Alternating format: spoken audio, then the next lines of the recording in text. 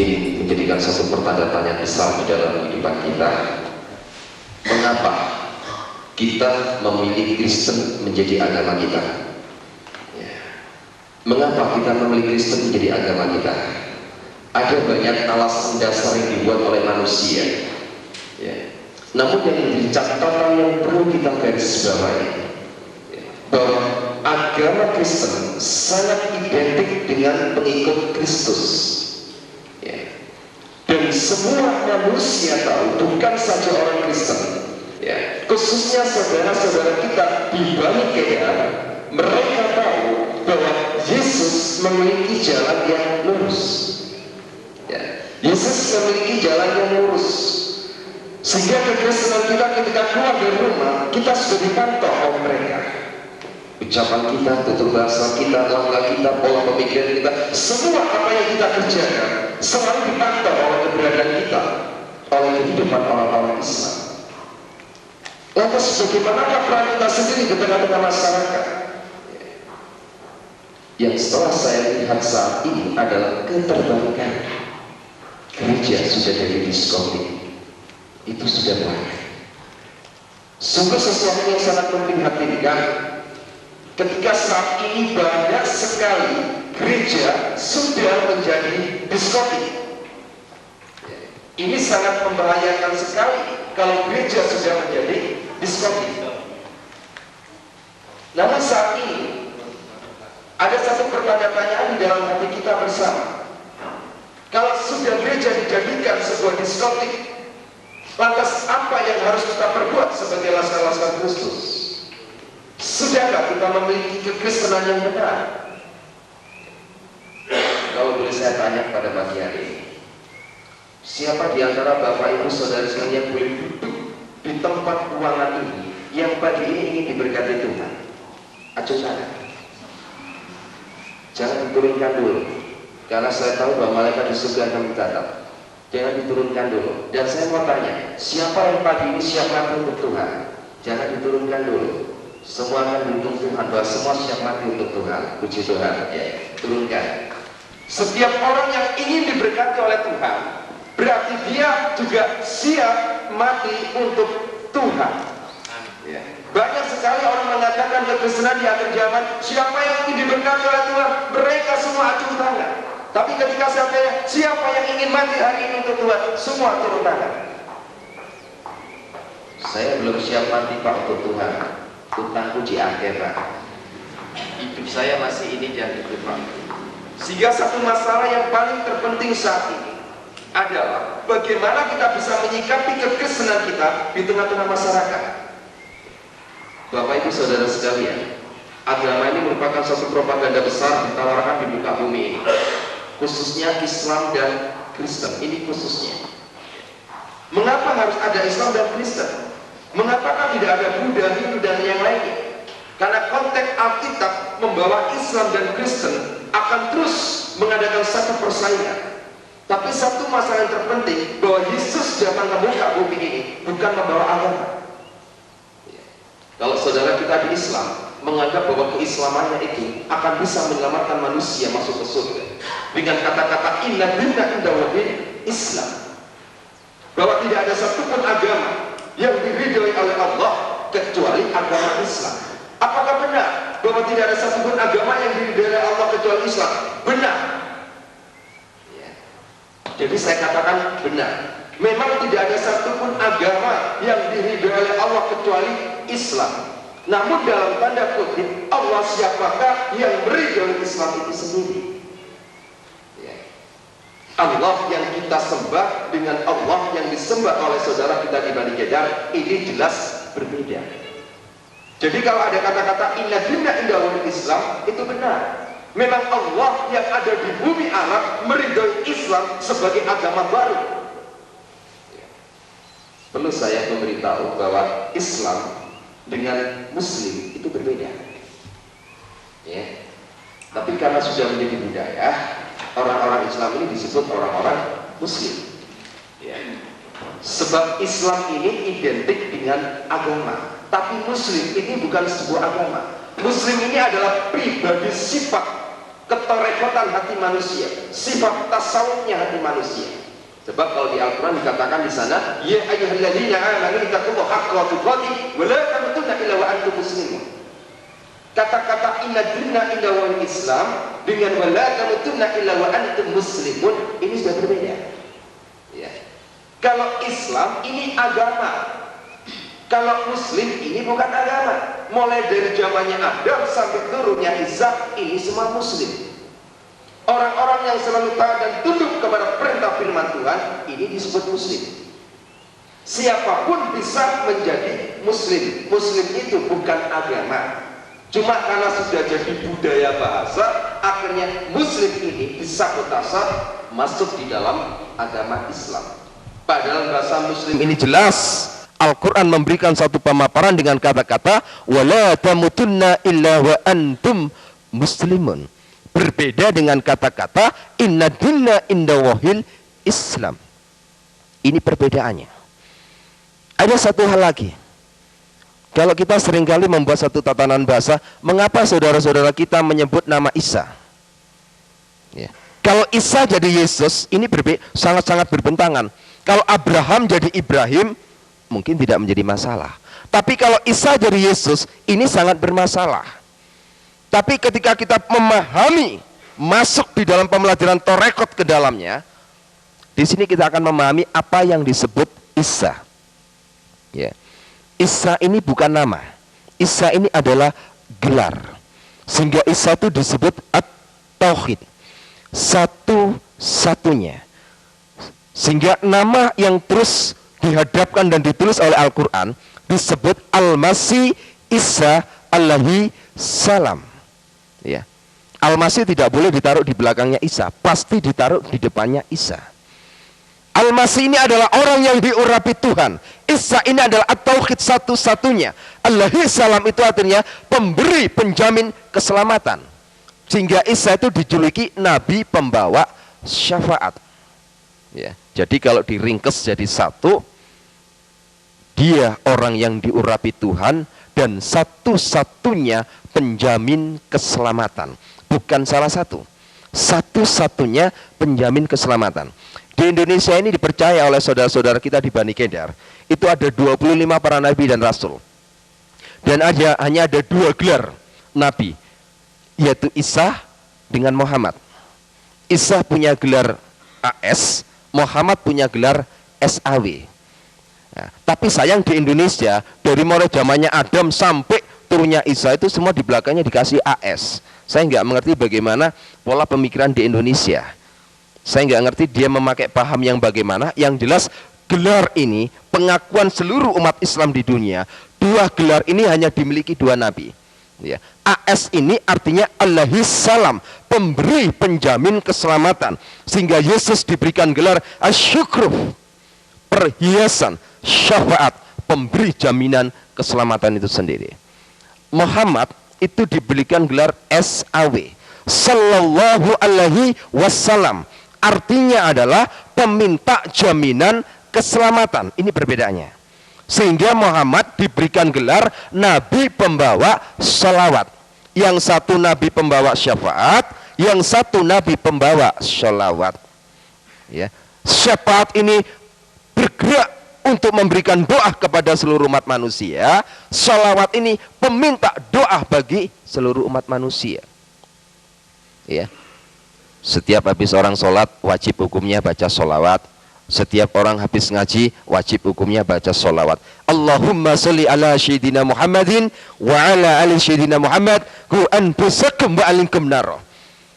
Ya Allah, selamatkanlah junjunganku Muhammad wa ala alihi, selamatkan juga sanak kadang keluarganya.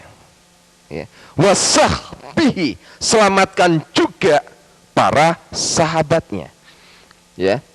Ku anfusakum wa alinkum naro, dari ancaman Allah yang berupa neraka. Jadi kita tinggal memilih, mau memilih nabi yang membawa syafaat atau mau memilih nabi yang membawa sholawat. Tinggal kita memilih. Dan kita menawarkan kepada umat manusia, bukan menawarkan agama. Agama tidak bisa menyelamatkan manusia, Tapi kita tawarkan, mau meneruskan, mengikuti teladan junjungan yang akan memberikan jaminan keselamatan itu sendiri, atau meminta jaminan keselamatan itu sendiri. Kita sendiri belum tentu selamat. Bagaimana kita bisa mendoakan sang pemimpin? Ya. Jadi hadirnya sholawat itu ada riwayatnya sendiri. Ketika Muhammad pada usia 61 tahun, Muhammad tidak bisa mendeteksi racun yang masuk di dalam tubuhnya. Ya. Karena Muhammad diracun oleh istrinya sendiri. Jadi yang meracuni Muhammad waktu itu adalah istrinya sendiri. Istri yang ke-17. Jadi istrinya Muhammad itu total semua 22. Istri yang ke-17 ini meracuni dia. 2 tahun. Kata orang Jawa ini digawe kembang amben. Mati gak mati, urip gak urip, mudune surat Yasin. Ya. Mudune surat Yasin. Kita melihat sekarang, saudara-saudara kita, ketika mereka melihat orang sakit, orang lagi nazah, orang yang lagi sekarat, pasti diturunkan surat Yasin. Jadi surat Yasin dibaca, membuat satu pernyataan, lek mati lang mati yo, lek urip lang uripo. Waktu itu juga begitu, karena waktu dibacakan surat Yasin tidak sembuh, malah nazak tidak karu-karuan. Akhirnya Muhammad mengumpulkan seluruh keluarga dan para sahabatnya untuk memberikan doa keselamatan supaya segera hari itu juga nyawanya dicabut. Nah, setelah diturunkan bahasa sholawat ini dengan kata-kata Allahumma sholli ala syedina Muhammadin wa ala ali syedina Muhammad, baru Muhammad meninggal. Ini satu hal yang paling terpenting yang perlu kita garis bawahi supaya kita bisa memahami kekristenan yang kita bawa, agama yang kita bawa. Sebab kalau kita mempropagandakan bahwa agama kita ini paling benar, kita harus mempertanggungjawabkan kekristenan kita di tengah-tengah umat Islam. Ya. Kalau kita bisa melihat dalam Galatia 4, di sana jelas dikatakan ada 2 perempuan. Ya. Yang satu Hajar, yang satu Sarai. Harusnya ada 3 kan? Harusnya ada 3. Ada Sarai, ada Hajar, ada Keturah. Harusnya ada 3. Tapi di situ hanya ditulis 2. Dan Tuhan katakan 2 perempuan ini adalah perempuan ketentuan Allah. Ya. 2 perempuan ini adalah perempuan yang ditentukan. Yang satu dari perempuan merdeka, yang satu dari perempuan hamba.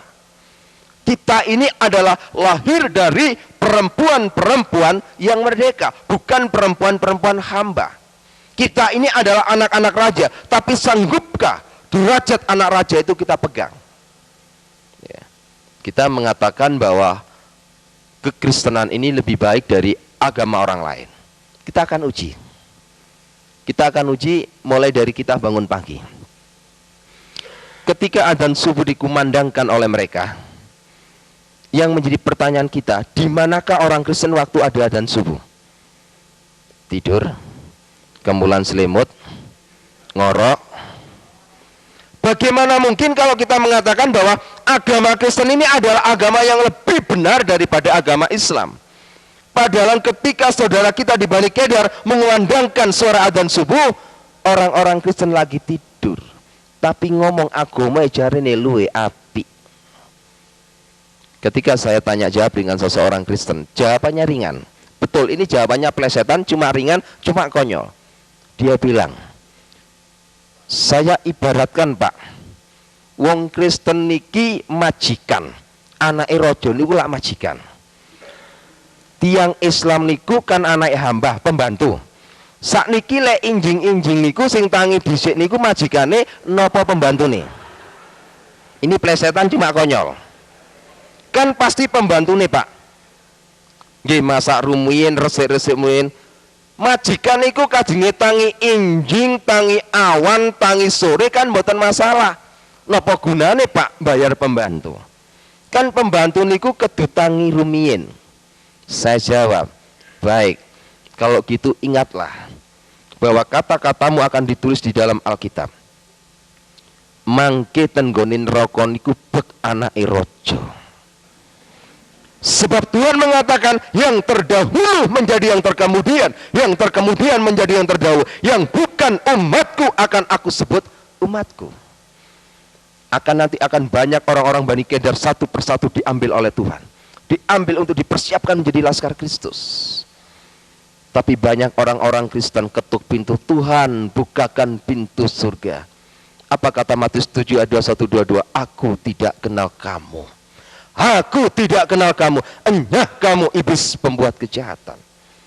Padahal dia katakan, Tuhan, bukankah aku selama hidup di dunia ini berseru atas namamu, bernubuat demi namamu? Aku tidak kenal kamu. Karena kenapa? Ya ini akibat. Lek terus tiang Jawi niku napa sih? Lele nduk, lek tangi aja kedisian petik kluruk ya. Engkau rezekimu dicocok petik. Ojo petik kluruk mbono adan subuh wong Kristen tambah kupingin ditutupi. Gak wong-wong ula apa kok bro-bro ae sih. Wena-ana wong turu ana wong bro-bro. Padahal subuh ini melambangkan bagaimana Yesus bangkit dari alam kubur. Di pagi-pagi buta Yesus sudah bangkit dari alam kubur. Sampeyan tanggetan yang Islam, napa kok salat subuh? Tiang Islam salat subuh niku wonten rong perkara dasare. Kaping pisan, dasar yang diletakkan oleh orang Islam karena dia mengingat bagaimana Yesus Isa itu bangkit dari alam kubur, tepatnya itu pas subuh. Itu menurut iman keyakinan mereka. Kaping kalih, tiang Islam niku napa kok salat subuh? Karena mereka yakin bahwa Yesus itu nanti akan datang ke muka bumi ini pada hari kiamat itu nanti tepat pada subuh. Dua masalah inilah yang membuat orang-orang Islam bangun dari tidurnya dan sujud menyembah di dalam sholat subuh. Lek tiang Islam niku saged menghargai kebangkitan Tuhan Yesus, saged keweden karena sing jenenge Isa alaihissalam niki makin dugi ten dinten kiamat pas subuh. Kenapa kita sebagai anak-anaknya jauh daripada semuanya itu? Bapak Ibu Saudara yang terkasih, ada satu masalah yang terpenting ketika saya ada di Medina sana. Ada satu hal yang terpenting bahwa orang-orang yang berangkat naik haji itu kalau pulang itu yang selalu dibawa adalah air zam-zam. Ya, itu sudah pasti air zam-zam itu nomor satu dibawa. Lek jenengan ziarah ten gone tanggi sing langsung diki mulai kaji niku sing dipadosi pertama kali banyu zam-zam. Namun yang menjadi permasalahan saat ini, adakah kebenaran di balik air zam-zam ini? Ya. Mereka memburu air zam-zam. Dan Masjid Sunan Ampel niku air zam-zam satu botol aqua itu dijual 12.500. Itu pun dioplos dengan air sumur Sunan Ampel. Begitu mahalnya mereka mengeluarkan uang puluhan juta masuk ke Medina untuk membeli air zam-zam. Tapi betulkah bahwa air zam-zam ini ada? Ini yang menjadi permasalahannya. Betulkah bahwa air zam-zam ini ada? Ya. Ketika kita melihat sebuah sumur di sana, sumur itu ditulis dengan tatanan basah alif, lam, mim. Alif itu Allah, lam itu air, mim itu kehidupan. Dipercaya bahwa sumur ini mengeluarkan sumber air kehidupan. Menungso niku sing dinteni niku banyu. Banyu niku wonten lambange ten nggone Gusti Yesus. Orang Buddha itu yang dinantikan juga Yesus. Tanya ke orang Buddha. Di dalam kitab Veda 268, di sana dikatakan bahwa seluruh umat Buddha menantikan Buddha terakhir. Saudara kita Bani Kedar juga menantikan Yesus. Di dalam surat As-Sukrub 61 jelas di sana dikatakan, wa innahu la ilmul sya'ati fala tamtaruna wattabi'uni hadza siratal mustaqim. Sesungguhnya Isa hakiman adilah, dia akan menjadi hakim yang adil. Ya, itu ada dalam surat As-Sukrub 61. Menjadi hakim yang adil. Fala tamtaruna wattabi'uni hadza siratal mustaqim. Apa kata Isa di sana? Ikut aku. Aku ini jalan yang lurus. Jadi Al-Quran sudah memberikan gambaran bahwa Al-Quran memerintahkan kepada seluruh umat manusia untuk ikut Isa. Belum pernah ada satupun ayat yang mengatakan bahwa Muhammad ngomong ikutlah aku ini jalan yang lurus. Itu belum pernah ada. Tapi hanya ada satu kata, ikut aku, kata Isa. sebab aku ini jalan yang lurus. Ya. Seringkali saudara kita dalam sholat wajib, seringkali dia yang membacakan pasti surat Fatihah. Dalam ayat yang ke-6 seringkali dibaca dengan kata-kata ihdinas siratal mustaqim. Ya Allah, tunjukkan aku jalan yang lurus. Bagaimana cara kita bisa menginjil? Kita bawa Alkitab. Ini baca Yohanes, Tuhan Yesus ngomong aku jalan kebenaran dan kehidupan. Tidak masuk. Dia akan tertawa, propaganda katanya. Al-Quran bertanya, Al-Quran juga harus memberikan jawaban. Karena kenapa? 75% Al-Quran, seluruh yang ada dalam Al-Quran, 75% sumbernya diambil dari Alkitab. Seluruh yang ditulis di dalam Al-Quran tentang Yesus, tidak ada satupun kesalahan. Tidak ada satupun. Jadi jangan kira Al-Quran itu sebenarnya hanya terjadi kesalahpahaman. Contoh kecil, kalau kita melihat acara Idul Adha, menurut Islam yang disembelih itu adalah Ismail. Menurut orang Kristen yang disembelih ada Iska. Kalau saya sudah lagi bicara bau masakan gini, perut saya keroncongan malian. Ya. Ya. Tapi benarkah ini? Coba tanyakan ke saudara-saudara kita di Bani Kedar. Ya. Saudara kita di Bani Kedar tuh kalau lagi bicara, itu pasti yang ditanya hanya satu, endi dalile.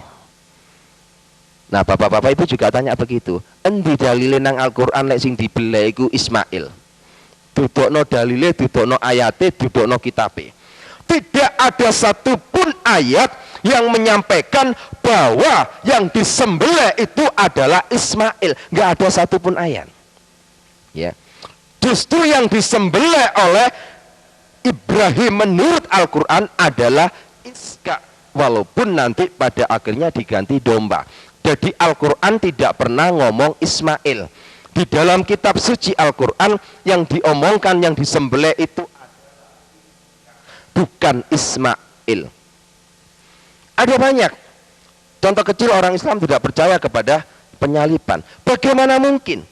Tidak ada satupun ayat Al-Quran yang tidak mengakui bahwa Yesus itu tidak disalib. Al-Quran mengakui mulai dari kelahiran, keselamatannya, dari penyaliban sampai dibangkitkan hidup kembali.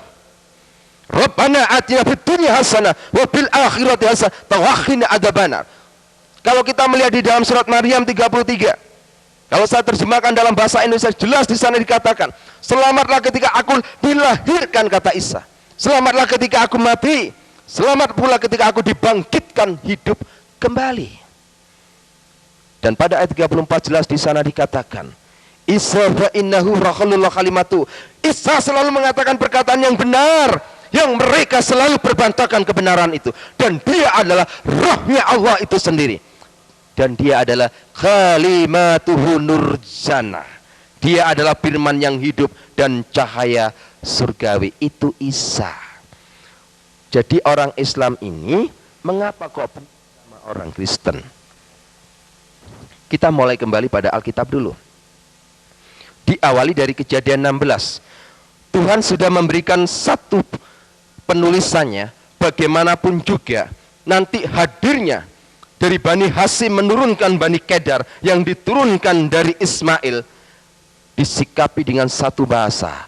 Dia seperti keledai liar. Sekarang kita balik, sanggupkah orang Kristen ini jadi pawang-pawangnya keledai liar? Bukan lihat keledai liar malah lari, malah takut. Banyak orang Kristen lihat keledai liar malah takut. Tidak usah takut. Bagaimanapun kita harus mempunyai kemampuan dan dibimbing oleh Roh Kudus untuk menjadi pawangnya keledai liar, supaya kita bisa menjinakkan keledai itu. Ya, ini yang harus kita garis bawahi. Setelah saya banyak hal, 3 tahun ketika saya di Afghanistan, ada banyak pembicaraan dari tokoh-tokoh Islam di sana. Kenapa orang Islam itu bisa benci sama orang Kristen? Satu, timbulnya roh iri hati. Tidak ada satupun ayat Al-Quran yang membicarakan bahwa umat Islam ini dijamin keselamatannya. Tidak ada satupun. Dan tidak ada satupun mengatakan bahwa bangsa Arab ini adalah umat pilihan yang diberkati oleh Tuhan. Ini enggak ada. Mereka iri. Mereka bertanya, untuk apa aku percaya kepada Al-Quran?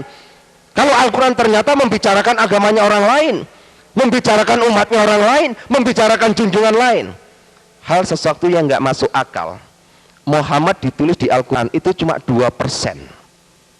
Yesus ditulis di Al-Quran 75%. Sesuatu yang aneh. Harusnya itu Yesus ditulis 2%, Muhammad ditulis 75%. Ini keterbalikannya. Sehingga banyak orang Islam mulai berpikir, kenapa kok bisa begini? Dia terus cari. Dia kepingin tahu, diberkatilah ala Abraham, ala Yakub, ala Iska, dan harus ditambah ala Ismail. Al-Quran tidak pernah menemukan dan menulis satu ayat pun tentang diberkatilah ala Ismail. Selalu dikatakan diberkatilah ala Abraham, ala Iska, dan ala Yakub. Di manakah Ismail? Mereka protes. Mereka protes, kenapa Tuhan ini nggak adil? Sangat-sangat tidak adil. Di mana letak Ismail? Kalau kita mau kembalikan kepada Alkitab, Al-Quran ini merespon dengan kejujurannya. Kenapa? Karena Ismail menurut Alkitab memang tidak pernah ada berkat. Ya, berkat yang dicurahkan Tuhan kepada Ismail dikarenakan satu hal, permintaan dari bapaknya. Kalau bapaknya tidak minta berkat kepada Tuhan untuk dicurahkan kepada Ismail, Tuhan nggak akan memberkati Ismail. Jadi Tuhan memberkati, menganugerahkan kepada Ismail karena permohonan Ibrahim. Sehingga Al-Quran tidak pernah, mereka mulai bingung. Kenapa?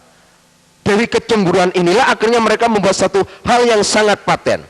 Al-Quran tidak boleh dibahasakan. Al-Quran harus dibahasakan sesuai dengan bahasa aslinya. Apa yang terjadi di Indonesia? Terjadilah sebuah tatanan bahasa Iqra, tata cara membaca Al-Quran. Baca tok itu sudah ibadah. Baca tok itu sudah dapat pahala. Di akhir zaman, wong Kristen melok-melokan Iqra. Alkitab cuma dipocot tok, ora dilakoni. Kalau menurut orang Islam baca Al-Quran ini dapat pahala dan ibadah. Menurut keyakinan orang membaca Alkitab ini bukan ibadah, ini bukanlah pahala. Sebab apa? Moco gak dilakoni ya percuma. Ya, banyak kan salah tafsir jemaat kepada pendeta. Pagi kita baca satu pasal, ya sudah dibaca satu pasal, mari ditutup sudah selesai. Enggak ubahnya kan seperti mereka Iqra. Dan ketika sumur yang ada di sana itu disebut sumur alif lam mim. Coba periksa nanti di Al-Quran. Tidak ada satupun ahli penterjemah yang berani mengatakan ini. Enggak ada. Enggak ada. Dan air sumur yang masuk ke Masjidil Haram itu tempat untuk orang-orang air berwudu. Ya, itu di pagar betis. Jadi sumur itu tidak boleh dilihat oleh satupun juga. Jadi orang-orang yang berangkat naik haji itu hanya lihat dari luar pagar betis. Sebagai mitos dia percaya bahwa sumur itu mengeluarkan sumber air kehidupan yang disebut air Zam-Zam. Yang boleh masuk ke sumur itu melihat, yang boleh masuk di dalamnya Ka'bah itu hanya ada dua turunan, Habaib dengan Syekh. Ulama besar pun tidak akan boleh masuk kalau tidak mempunyai gelar Habaib.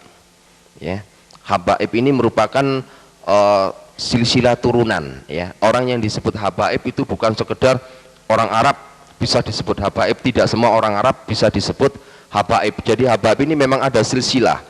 Orang kalau berani memberikan nama Habaib berarti orang itu pasti mempunyai faktor keturunan dari Muhammad itu sendiri, disebut Habaib. Kebetulan kami sendiri dari keluarga Habaib, jadi kami mendapat izin respon positif untuk melihat sumur itu selama saya ada 4 tahun di sana. Apa yang terjadi?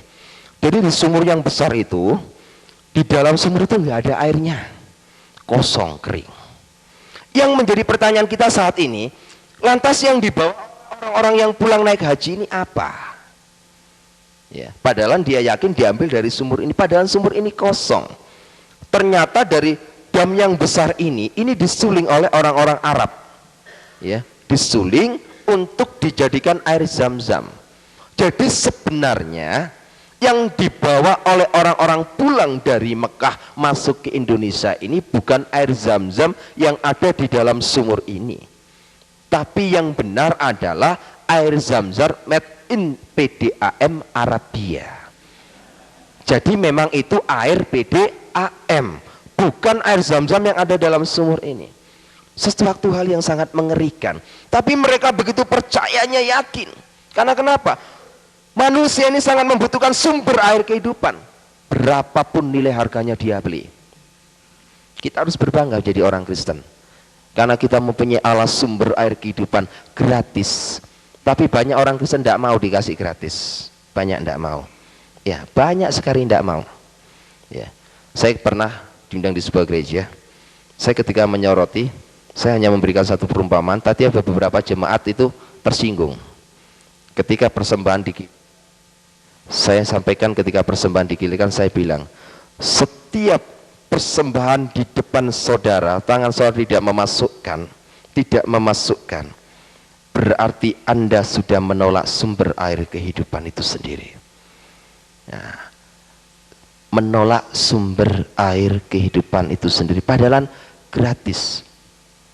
Saudara kita di Islam berapa puluh juta untuk naik ke Mekah, yang dibutuhkan cuma satu, air Zam-Zam. Ya. Orang-orang yang berangkat ke Mekah itu sebenarnya tidak lebih dari sebuah ziarah dan tur saja. Ya. Setelah itu dia putar Ka'bah 7 kali keliling Ka'bah. Dia putar. Kalau bapak-bapak ibu-ibu lagi ke sana, kalau melihat orang-orang di sana, itu kalau kita duduk termenung, saya pernah sama teman-teman saya, beberapa santri di sana, duduk termenung sambil berpikir. Ketika orang-orang itu putari Ka'bah, lempar batu zumbro, itu mulai saya berpikir, pikiran saya hanya satu, kenapa permainan anak kecil ini dibawa ke sini? Coba anak kecil itu kan sebenarnya muter-muter, habis muter keliling Ka'bah, 7 kali keliling, setiap orang mencium Hajar Aswad, rebutan ngambung Hajar Aswad. Itu rebutan. Hajar Aswad itu dihuni dari 8.888 jin, yang dikepali satu jin yang namanya Huda Al-Fitri. Ngambung jin rebutan. Bojone gak tahu diambung, jin diambungi nang kono. Harus gak lumayan lah wong-wongnya. Ngambung jin itu lo rebutan. Ya, ini kan mulai pikiran manusia ini perlu diperiksakan ke psikiater. Jin diambung rebutan. Loh betul, orang mencium Hajar Aswad itu tidak semua orang naik haji bisa.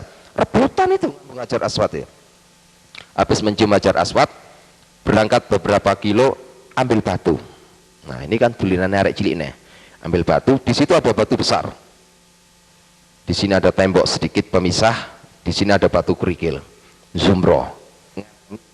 Batu kecil dia batu gede. Kayak.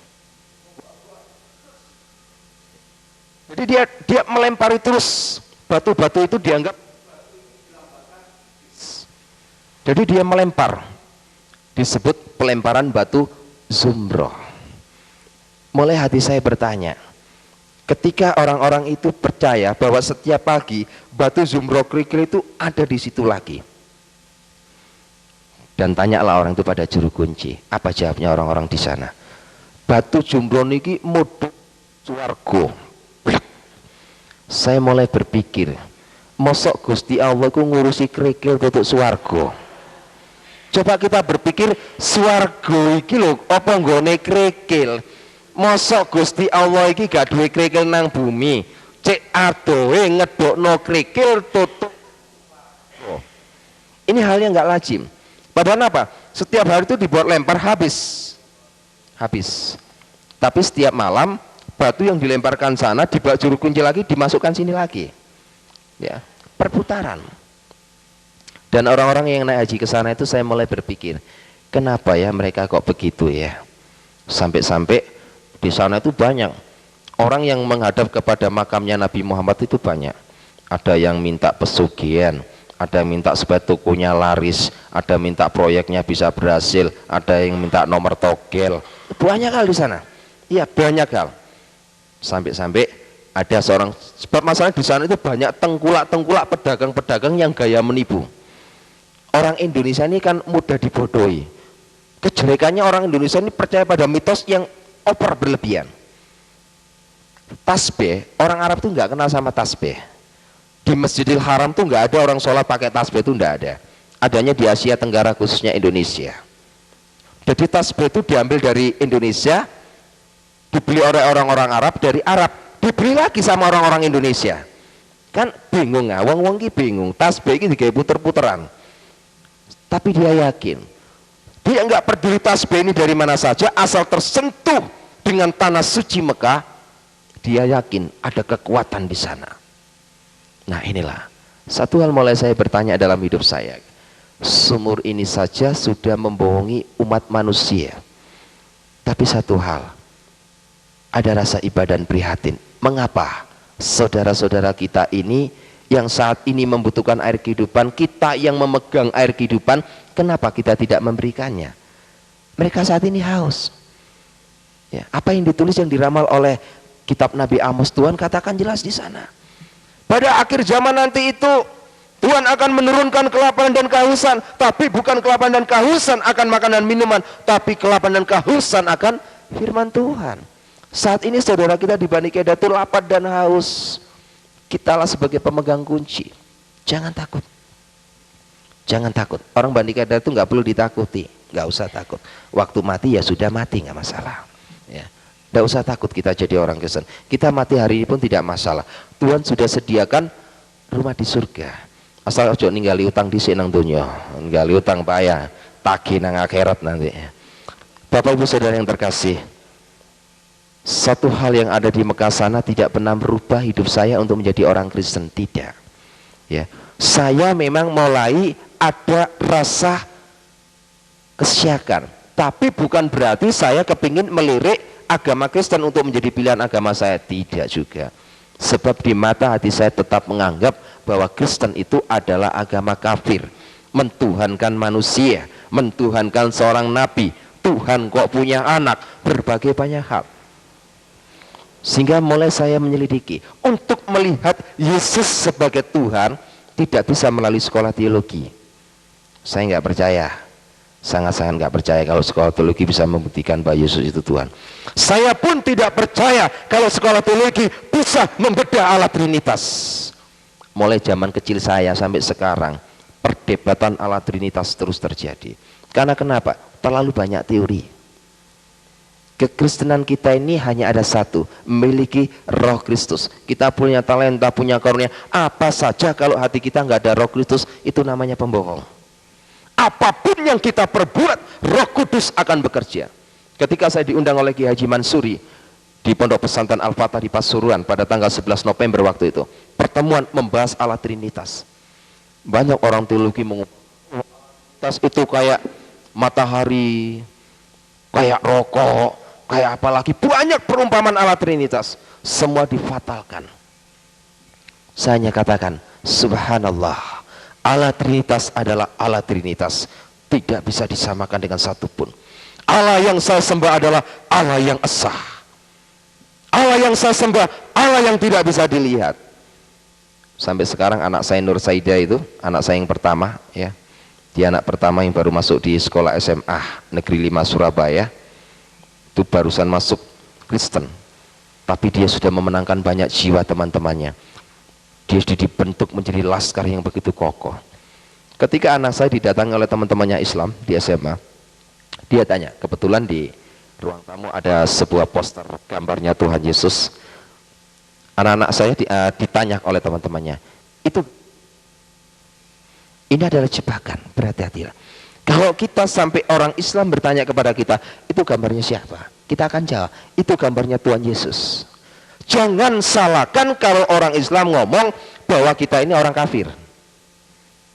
Ya, berhati-hatilah, itu gambarnya Tuhan Yesus. Loh, Tuhan kok bisa digambar? Kan logis ya, sangat logika. Masa Tuhan bisa digambar? Jadi harus kita melihat satu ruang lingkup di mana kita berbicara. Kalau kepada saudara kita di Bani Kedar, jangan sekali-kali bilang itu adalah gambar Tuhan Yesus. Tapi sampaikan, berdasarkan dalam surat Al-Anas ayat 2 dan 3, ia adalah Malikinas. Yesus iku rojoni menungso. Dia adalah Ilahunas. Ilahi menungso ilahi. Yesus adalah ilahi manusia, dia adalah manusia ilahi. Yang digambar, yang dilukis ini adalah manusia adanya, tapi dia adalah ilahi itu sendiri. Disebut ilahinas, ilahi manusia, manusia ilahi. Orang Islam gak akan bisa jawab. Tapi kalau kita tetap ngotot iki gambari Tuhan, dia tetap akan memprotes kita. Wong Tuhan kok iso digambar? Lah lek Tuhan iku digambar, wong Kristen iku kafir. Masa bisa Tuhan digambar? Tuhan itu sesuatu sinar, cahaya yang nggak mampu ditelaah oleh mata manusia. Bagaimana mungkin bisa digambar? Jadi yang digambar ini adalah ilahin nas. Dia adalah Isa innahu, dia adalah Rasulullah itu sendiri, dan dia adalah Khalimatuhu, dia adalah firman yang hidup. Ini satu hal yang menjadikan satu perbendaharaan hidup saya. Ketika saya habis dari Medina di Afghanistan, saya keluar, saya dipersiapkan untuk menjadi laskar jihad. Ya, sebelum saya menjadi laskar jihad, saya benar-benar dibentuk. Waktu itu ada di Ambon, ya, saya bersama Ustadz Japar waktu itu. Karena laskar jihad ini merupakan sebuah laskar yang memang dipersiapkan betul untuk menghadapi kelompok-kelompok orang-orang Kristen. Terus lahirlah EPI itu sendiri. Pada saat itu Jawa Timur masih kosong, masih belum ada gerakan orang EPI sama sekali, belum ada orang gerakan EPI sama sekali, sehingga Habib Rizki waktu itu memanggil saya. Saya disampaikan bahwa seluruh dewan pengurus yang ada di EPI meminta saya untuk memimpin menjabat EPI di Jawa Timur, karena tugas EPI harus dicerahkan kepada orang yang punya gelar habaib. Kalau nggak ada embel-embelnya habaib, tidak boleh. Akhirnya saya pimpin. Karena pemimpin FPI harus mempunyai banyak kriteria. Salah satunya tidak pernah kenal kompromi. Tidak pernah kenal kompromi sama sekali. Bengis, licik, picik. Itu sudah saya program. Pada tanggal 10 Januari pada tahun 2004 ketika saya diangkat menjadi ketua FPI di Jawa Timur ini, saya sudah persiapkan begitu detailnya. Tugas saya hanya satu, hancurkan kelompok kristenisasi di Indonesia. Dan saya akan hadapi setiap gerakan-gerakan orang-orang Kristen di Indonesia. Siapapun juga dia, saya akan hadapi. Dan rencana jahat saya ini sudah mulai saya timbulkan program untuk membuat satu kekacauan, untuk membuat satu pengeboman, untuk membuat satu ini dan itu. Saya meminta data pada kasus tahun 96 di Surabaya, saya sudah diberikan data lengkap. Dan saya sudah punya nama daftar nama-nama gereja yang sudah saya persiapkan untuk saya sikat habis. Saya sudah siapkan, rapatkan barisan, saya siap kontak di Sukun. Kebetulan markas saya ada di Malang, di Sukun, ya, 500 meter dari Sekolah Alkitab Nusantara. Itu markas besar saya sampai sekarang tetap berdiri teguh. Mereka setiap hari Kamis kumpul, selalu pakai jubah, pakai celana 3/4. Tanya, itu dalam kepimpinan saya, sekarang dipimpin oleh Ustadz Kusnul, ya. Satu kepimpinan saya persiapkan. Tapi apa yang terjadi? 2004 adalah tahun persiapan saya untuk menghancurkan orang-orang Kristen. Saya nggak mengerti mengapa saya benci kepada orang Kristen. Saya tidak mengerti. Hanya saya ditanamkan oleh guru saya bahwa orang Kristen itu kafir. Walan terdoan kal Yahudi wala Nasoro. Hatta tatabiya milatam. Wong Yahudi ku nggak ubah kayak babi. Wong Kristen itu nggak ubah seperti anjing. Dia adalah haram. Penanaman itu tertanam dalam hati saya, sehingga saya katakan, orang Kristen ini memang orang pembuat kerusuhan. Kebencian saya semakin mendalam. Saya persiapkan betul. Nah, kebetulan saya sendiri terlibat dalam Dewan Pengurus sebagai penasihat paguyuban paranormal. Nah, waktu itu Ki Joko Bodo sempat ngepel saya, Habib, boleh nggak saya meminta sesuatu untuk mendampingi saya untuk melacak golekan kencono bersama beberapa teman paranormal. Akhirnya saya iakan, ya.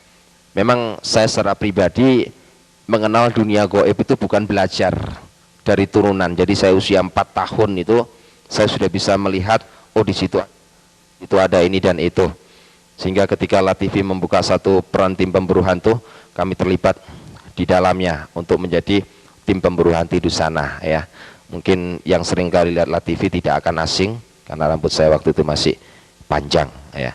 Tapi sekarang seringkali di siaran tayang, di siaran tunda ulang terus itu terjadi di LaTV. Saya nggak tahu apa motivasinya, tapi saya biarkan aja. Saya merasa juga nggak dirugikan dalam hal itu. Satu masalah yang sangat terpenting waktu itu, tepat pada tanggal 29 Maret, saya bersama rekan-rekan untuk mengambil golekan kencono itu. Ya, apa yang terjadi? Rata-rata orang yang bisa mengambil itu kan ada satu kekuatan yang disebut ilmu rogo sukmo, jadi melepaskan rogoh dari sukmanya ini, keluar, masuk ke alam lain. pada tanggal 29 Maret itulah pertemuan saya pertama kali dengan Yesus.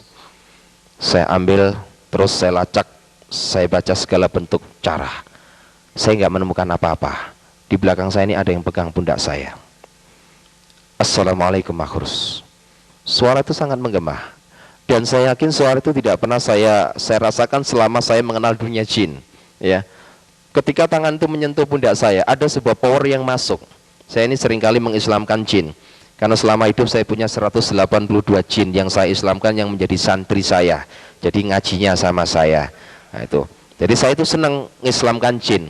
Lebih-lebih kalau pikiran saya sudah sumpek di dunia, saya masuk ke alam jin. Karena alam jin itu cantik-cantik, beda dengan Gondoruo. Ya, kalau Gondoruo itu tidak ada yang cantik, semua jelek-jelek. Ya, kalau jin itu orangnya di sana itu memang cantik-cantik. Sehingga orang-orang dari paranormal kalau udah masuk ke alam jin, banyak kan, paranormal itu banyak menikah dengan bangsa halus, itu banyak menikah dengan jin. Paranormal yang pikirannya sudah EQ-nya sudah jongkok sampai menikah dengan Gondoruo pun juga sering terjadi. Ya, padahal bersentuhan saja saya rasanya juga bagaimana kan, sebab Gondoruo itu dari jarak radiasi jauh gitu baunya sudah tercium. Jadi Gondoruo itu baunya arus amis gitu. Makanya di desa-desa kan kadangkala ada suaminya meninggalkan istrinya, terus ada yang datang persis suaminya, ya kan.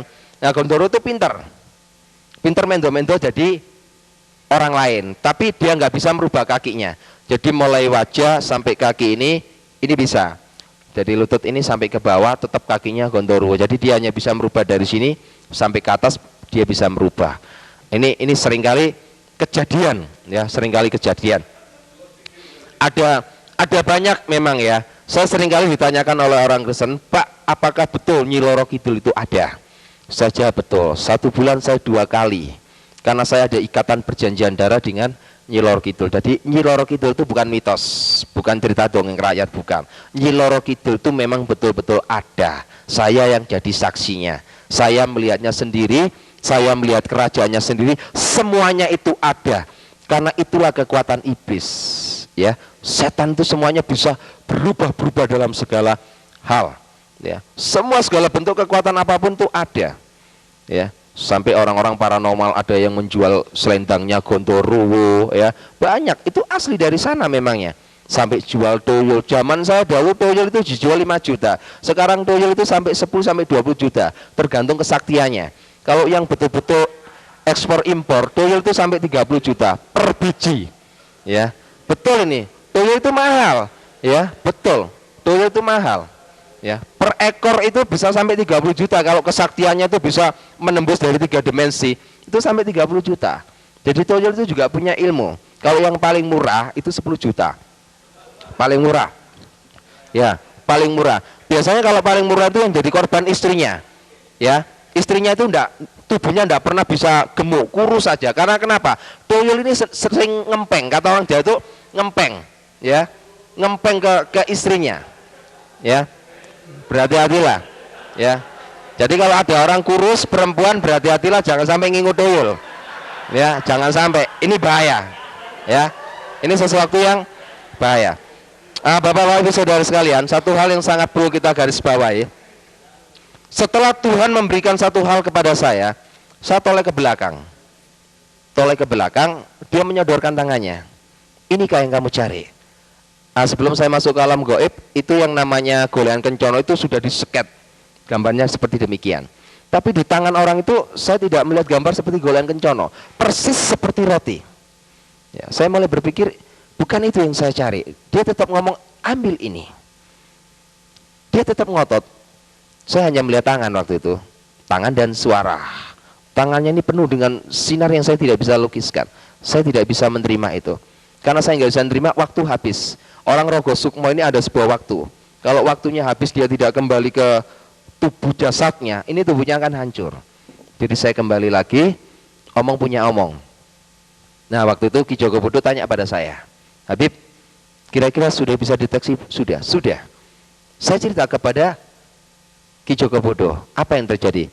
Paranormal itu berbeda dengan ustadz, ya. Kalau paranormal itu juga bukan orang Islam. Kayak Ki Joko Budo itu bukan orang Islam. Jadi sholat juga enggak, megang Al-Quran juga enggak. Karena kenapa? Rata-rata kalau asli paranormal itu tidak percaya pada surga dan neraka. Termasuk Ki Joko Budo, Ki Gendeng Pamungkas. Itu termasuk orang-orang yang tidak percaya kepada surga dan neraka. Tapi aneh, ketika saya sampaikan kepada Ki Joko Budo menyampaikan kepada saya, Habib, apa yang Habib lihat itu tadi, itu adalah lambang swarga. Ya, ini saya terjemahkan kan beliau kalau ngomong sama saya bahasa Jawa. Habib, sing jenengan tinggal ini kumo sakjane wujude swarga. Saya mulai berpikir, orang yang tidak percaya kepada surga dan neraka, dia bisa membuat pernyataan bahwa itu adalah wujud, widatul wujud dari Nurjana itu sendiri. Terus saya bilang, tolong deteksi, ya, deteksi tangan siapa yang menyentuh saya. Bukan apa-apa, sekedar bahasa orang yang lagi putus asa. Saya mau balik lagi ke jasad saya. Akhirnya dalam hati saya waktu itu mulai baca, Subhanallah. Terus saya baca, Walhamdulillah. Saya terus membacakannya, Subhanallah, Maha Suci Engkau ya Allah. Aneh, tak pocono surat jin mendatangkan kekuatan itu gak teko-teko, tapi ketika saya baca Subhanallah, Maha Suci Engkau ya Allah, dia datang. Ini mulai jadi perhitungan saya. Di pojokno surat jin gak teko, di pojokno Maha Suci datang. Ketika datang saya dalam kondisi tertundung. Saya merasakan datang tuh biasanya memang orang-orang ahli gaib itu merasakan ada kekuatan angin besar, itu dia rasakan, itu datang. Nah ketika datang, dia langsung katakan satu hal kepada saya. Tanpa tedeng aleng-aleng, dia langsung sampaikan satu kata kepada saya. Ya ayyuhalladzina amanu, tubilole tobatana suha.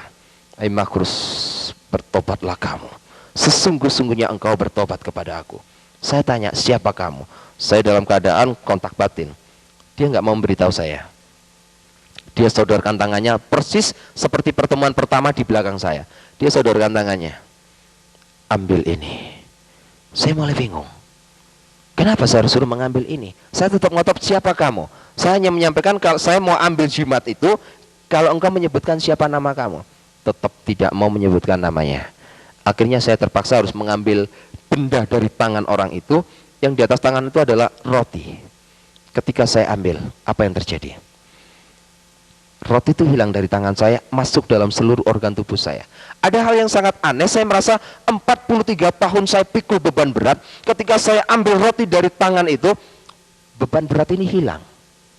43 tahun saya pikul beban itu, hari itu juga lepas begitu saja. Saya mulai merasakan begitu indahnya. Kalau saya boleh pinjam bahasanya orang Jawa, setelah saya ambil jimat itu, ada kekuatan yang luar biasa. Pikulan ini hilang, beban ini hilang. Saya merasakan ada sebuah kedamaian yang tidak pernah saya miliki selama hidup. Sebab kedamaian dan kebahagiaan selama 43 tahun itu adalah sebuah kedamaian yang hampa, semu, palsu. Tapi setelah saya menerima jimat itu, saya merasa ada satu kekuatan yang Masya Allah, luar biasa. Akhirnya saya tanya, siapa kamu? Baru dia katakan kepada saya. Dia katakan begitu indahnya dengan tegas seperti yang saya sampaikan tadi. Isa fa innahu, aku yang selalu mengatakan perkataan yang benar kepada kamu. Roh Allah, aku adalah roh Allah itu sendiri. Wa khalimatu, aku adalah firman yang hidup. Saya tersujud tersungkur kepadanya. Dia dekati saya masih ingat waktu itu. Dia dekati saya, dia katakan pada saya, aku akan utus kamu seperti domba di tengah-tengah serigala. Ada satu hal yang membuat saya marah.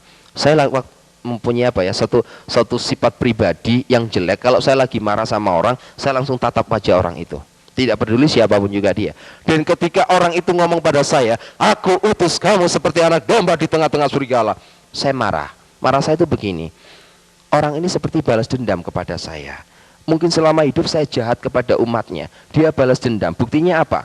Buktinya dia pura-pura datang kepada saya diutus seperti anak domba di tengah-tengah serigala. Coba jenengan saged pikiraken, lek ono anake wedhus ditekek nangoni tengah-tengah serigala, niku pasti mati. Pikiran saya waktu itu juga gitu. Ini berarti balas dendam. Orang ini mau membunuh saya. Maksud saya itu jangan dijadikan saya sebagai anak domba. jadikan saya sebagai harimau, serigala, ataupun apapun yang saya siap hadapi serigala. Maksud saya itu begitu. Tetap dia katakan, aku mengutus kamu seperti anak domba di tengah-tengah serigala. Saya katakan, Tuhan, hati saya ini keras, Tuhan. Tapi Tuhan katakan dalam Yeskiel 36 ayat 26 jelas di sana kata, aku akan memberikan roh yang baru kepadamu. Aku akan memberikan hati yang baru kepadamu. Hati yang taat. Dan menjauhkan kamu dari hati yang keras. Saya mulai adem ayam marah hati saya. Mulai saya berpikir, terima kasih Tuhan. Saya mulai berpikir lagi, apa yang harus aku lakukan untuk menjalani sebuah kehidupan ini. Saya mulai berpikir, kita memang harus seperti anak domba. Anak domba di tengah-tengah serigala. Kita persiapkan hidup kita untuk menjadi laskar-laskar Kristus. Sehingga apa yang menjadi kejahatan saya, yang sudah saya program pada tahun 2004, Tuhan fatalkan. Akhirnya saya mau ambil keputusan, ikut Yesus. Apa yang terjadi? Saya tidak bisa diterima oleh istri sama 5 anak saya. Saya mulai datang door to door dari gereja ke gereja, meminta pandangan pendapat dari pendeta-pendeta. Setiap gereja yang saya masuki, isinya hanya satu, syudon. Tidak ada satupun gereja yang nggak syudon kepada saya. Nggak ada yang gereja kusnudon sama saya. Semuanya itu syudon. Ya. Satu pencurigaan yang berkelebihan. Nggak mungkin ada orang EPI bertobat. Ini pura-pura mau menghancurkan orang Kristen dengan cara begini. Hati kecil saya mulai berbicara. Lek menghancurkan orang Kristen saya nggak perlu berpura-pura. Langsung saya datangi walaupun di siang bolong. Itu sifat saya. Saya bukan seseorang yang harus mendatangi orang di malam hari. Siang bolong pun tidak perlu Anda datang di tempat saya. Saya yang akan datang di tempat Anda. Jadi hati saya waktu itu menangis. Berangkat kemana-mana ditolak. Pulang di rumah istri saya cemberut saja. Coba bisa kita bayangkan. Suami teko pegel-pegel, bojo cemberut. Isine mangkel. Saya doa sama Tuhan. Tuhan Yesus, kalau engkau memang memanggil hambamu menjadi hamba yang benar, nyatakan kuasamu Tuhan. Aku tidak perlu mendoakan oknum-oknum pendeta yang menolak aku. Biarlah itu adalah hakmu Tuhan. Tapi aku berdoa untuk istri sama 5 anakku. Nyatakan, kalau engkau memang memanggil aku, nyatakan kuasamu, engkau akan memanggil istri sama 5 anakku. Tuhan buktikan. Walaupun saya terus datang pada istri sama, akhirnya istri dan anak-anak saya bisa terima Yesus. Walaupun melalui proses yang begitu panjang. Akhirnya saya tawari dibaptis. Baptis saya, istri sama 2 anak saya berangkat dibaptis. Ketika saya pulang dari baptisan, apa yang terjadi?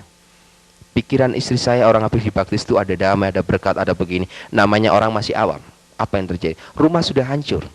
Dihancurkan oleh orang-orang lebih. 3 anak saya masih kecil-kecil sampai dempis di lemari. BRT sama RW tidak bisa berbuat apa-apa.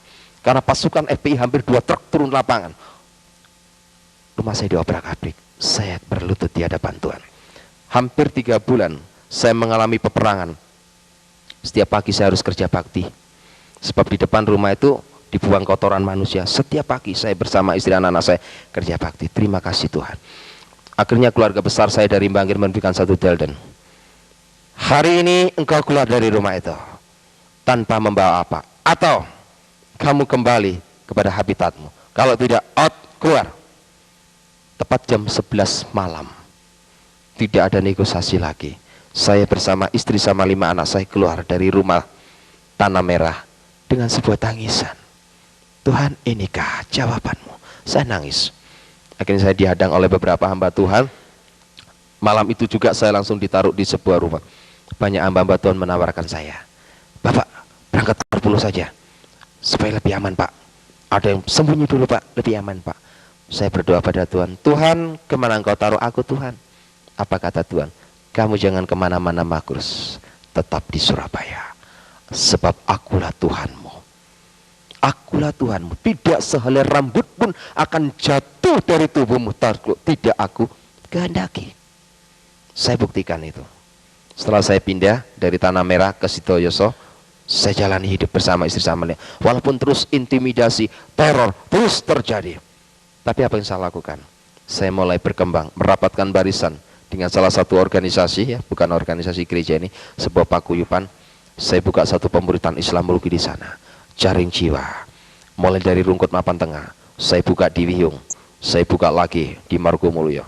Ya, yang terakhir ini saya buka di Margomulyo, sungguh luar biasa. Karena dari 57 karyawan yang ada di situ, tidak ada satupun orang Jawa, semua orang Madura. 3 orang bertobat, yang lainnya masih mau mendengar. Ini sudah rasa cukup. Saya lebarkan sayap sampai ke Jombang. Dan tugas saya sekarang melayani dia. Walaupun sekarang saya menghadapi intimid, tekanan apapun. Lantas bagaimana peran kita melihat kenyataan yang terjadi saat ini? Jangan takut. Awal pertama perjanjian baru dibuka dengan kata-kata jangan takut. Apapun yang dibuat oleh Amrosi Imam Samudra dibenarkan menurut hukum Alkitab. Karena apapun yang dibuat oleh Amrosi Imam Samudra, Abu Bakar Basir, dan semua orang-orangnya, ini sudah diramal. Kalau kita kembali pada Yohanes 16 ayat 2, jelas di sana dikatakan, kamu akan dikucilkan. Dan setiap orang yang membunuh kamu menganggap dirinya berbakti kepada Allahnya. Ngerampok, membunuh, ngebom, ini dianggap berbakti kepada Allahnya. Membunuh berteriak Allahu Akbar, ngebom tetap berteriak Allahu Akbar. Ini sudah ditulis dalam Yohanes 16 ayat 2. Tapi ada satu masalah Tuhan Yesus pesankan, ada domba dari kandang lain yang harus aku tuntun juga. Ini permasalahannya. Haruskah kita membenci? Tidak. Apapun yang mereka berbuat, tidak ada kebencian dalam hati kita. Ada domba dari kandang lain yang harus aku tuntun juga. Bahasa harus aku tuntun juga, ini sekarang diamanatkan kepada kita sebagai anak-anaknya. Untuk meneruskan kata-kata, harus aku tuntun juga. Domba dari kandang lain, berarti di luar orang-orang Kristen. Itu bisa Buddha, itu bisa Hindu, bisa Konghucu, bisa juga orang-orang Islam sendiri. Ini adalah tugas kita, mengemban tugas amanat agung Tuhan Yesus Kristus. Yang jelas bagaimana saat ini kita bisa mengantipasi situasi orang-orang FPI. Peran apa yang harus dia lakukan? Peran FPI hanya satu, mendirikan dan menegakkan syariat Islam di Indonesia ini. Sebab dianggapnya orang-orang NU sudah tidak punya kemampuan. Ya, di Indonesia ini mayoritas orang NU. Cuma orang NU ini tidak sempurna di dalam Islam. Ya, itu memang benar. Kenapa tidak sempurna? Karena orang NU ini menggabungkan antara Islam dan Jawa. Ya, Islam dan Jawa, tidak murni Al-Qur'an semuanya. Tapi kelompok Habib Rizki, Abu Bakar Basir, semua orang-orang ini memang memakai satu faham Al-Qur'an murni. Jadi menegakkan negara syariat Islam dengan hadirnya Laskar Jihad, ya, dengan hadirnya MI yang dipimpin oleh Abu Bakar Basir, dengan hadirnya FPI yang dipimpin oleh Habib Rizki. Itu belum organisasi-organisasi lain yang terhitung, ya, yang terhitung pada tanggal 23 Desember tahun 2006 kemarin, ada sekitar 8 organisasi Islam di Indonesia merapatkan barisan, menyatukan misi dan visi mereka. Dan di antara organisasi ini tidak ada NU dan Muhammadiyah. Organisasi ini sudah merapatkan barisan. Sekarang tinggal kita. Kita sudah paham bagaimana peran mereka. Kita pun juga harus merapatkan barisan. Rapatkan barisan. Gempur dengan doa dan puasa. Siapkan laskar-laskar Kristus. Asal jangan takut. Ya, 2 hari ini saya kucing-kucingan. Keluar rumah kayak ada perasaan takut gini. Kucing-kucingan. Sampai istri saya, anak-anak saya menghadapi satu tekanan. Setiap saya keluar dari rumahnya saya katakan, ikhlaskan saya. Kalau memang nyawa saya harus jadi taruhannya, tidak peduli. Mati pun hari ini asal jangan mati menjadi penjahat. Mati karena pikul salib, martir untuk Tuhan, itu tidak menjadi masalah. Ada saat dan waktunya itu semua terjadi. Bapak Ibu Saudara sekalian, dari sinilah bagaimana kita bisa mengantisipasi situasi dan kondisi negara kita yang sudah terpuruk ini. Saat ini adalah tugas-tugas kita. Saya sangat prihatin akan gerakan gereja-gereja di Indonesia ini yang secara jujur saya katakan perkembangannya sangat minus, ya.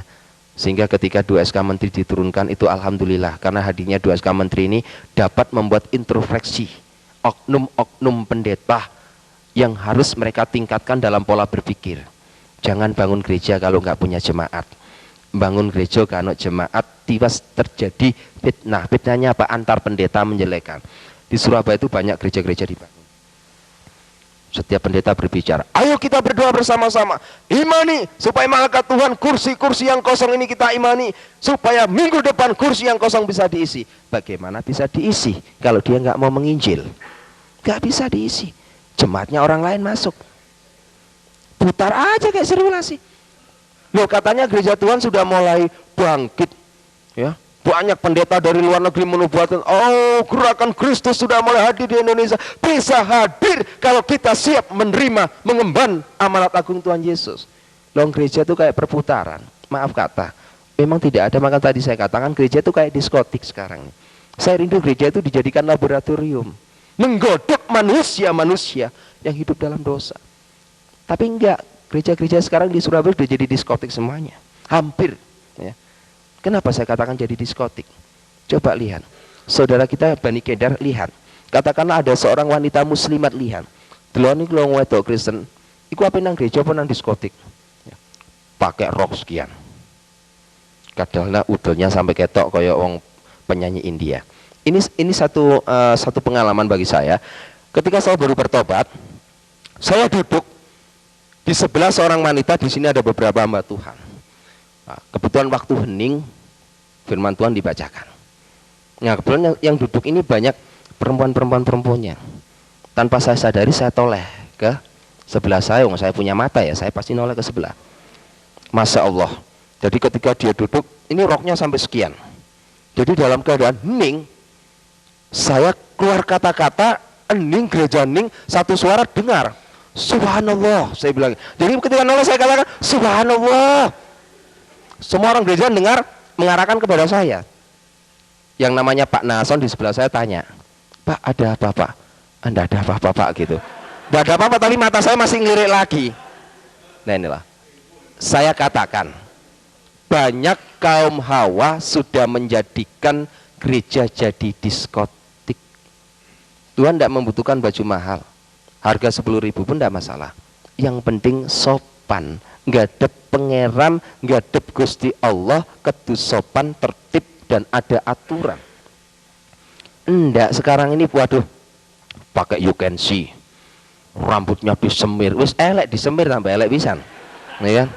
Ya kan disorot sama orang-orang Islam ini, disorot. Karena wong luar negeri penyanyi rong ganteng-ganteng, wong Indonesia akeh sing elek disemir, wis malah gak karu-karuan. Kita ini cobalah tampil beda boleh, tapi setidak-tidaknya lah bercermin. Oh, kulitku ki kayak ngene ya gak usah disemir lah, ya kan? Kadang-kala ada yang anting-antingan tindian, gelangan. Loh, ini gereja, ini bukan diskotik. Saya pernah khotbah gitu, habis gitu seorang gembala ini menyampaikan kepada diaken-diakennya supaya tidak mengundang saya lagi. Karena kenapa? Iki lewat makhluk iki diundang nangin bawa balik jemaatku entek buyar, mangan apa aku? Enggak apa-apa. Saya katakan hamba Tuhan harus belajar seperti Gideon. Enggak usah kakek jemaat. Ya, coba Gideon, 300 saya cukup siap bertempur. Banyak-banyak juga enggak ada hasilnya. Halal perpuluhan, tapi enggak barokah dari orang Islam. Enggak barokah. Barang halal belum tentu barokah loh. Banyak yang terima perpuluhan itu karena apa? Jemaatnya banyak. Enggak barokah. Tiwas gegeran air rumah tangganya apa? Mangan barang sih enggak barokah. Didik cuma barokah. Ya, ini hal yang Tuhan minta dalam kehidupan kita. Ya, ini saya mohon maaf kepada Bapak Pendeta maupun Bapak Gembala. Ini saya tidak nyinggung, ini kejadian di Surabaya memang terjadi seperti begitu. Jadi saya cerita apa adanya. Saya tidak nyelekan pendeta, tidak. Saya pengen menyampaikan. Ya, kalau kita jadi pendeta, ya, jadilah pendeta Daud. Saya itu pengen begitu. Kalau pendeta Daud itu enak. Sadar kita ini manusia, nggak lepas dari kesalahan, kekurangan, tapi konsekuen. Salah cepat ambil keputusan, cepat bertobat. Nah begitu. Tapi enggak, akhir zaman ini banyak pendeta kayak Saul, salah ngeyel, ya kan? Ini lambangnya. Karena kenapa? Kaken pendeta gak ditakbisno, gak diurapi Tuhan atas kemauan manusia. Makanya saya bilang, kalau mau ngangkat pendeta, tolong dipikir dulu. Ya, jangan seringkali mengangkat. Kan sekarang ini banyak orang suka angkat-angkat pendeta, diangkat pendeta. Jangan, ngangkat pendeta itu harus melalui satu kriteria dan betul-betul disaring murni. Akhirnya kenapa? Ditakbiskan berdasarkan kemauan manusia. Hasilnya jadi pendeta Saul. Sekarang banyak. Pokoknya 1 pendeta Daud, 10 pendeta Saul di gereja itu. Ini terjadi. Akhirnya apa? Jemaatnya mulai imannya rapuh. Karena apa? Ucapan pendeta ini hanya untuk akal-akalan dan pendeta. Ya. Ucapan kita ini berarti sabdo pandito ratu. Apapun yang keluar dari kehidupan kita akan menjadi kenyataan. Karena kenapa? Yang kita tunggu itu nanti berdasarkan ilmunya orang Jawa.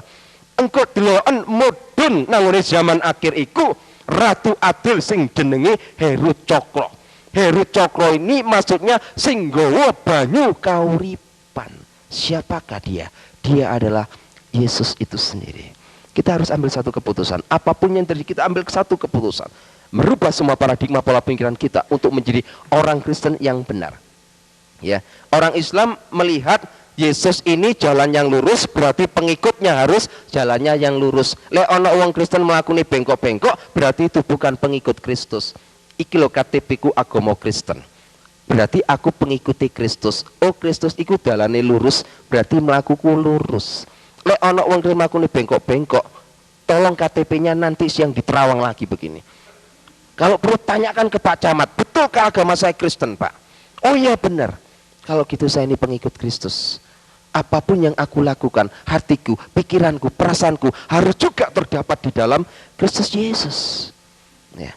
Satu pesan saya, jangan takut mati. Ya.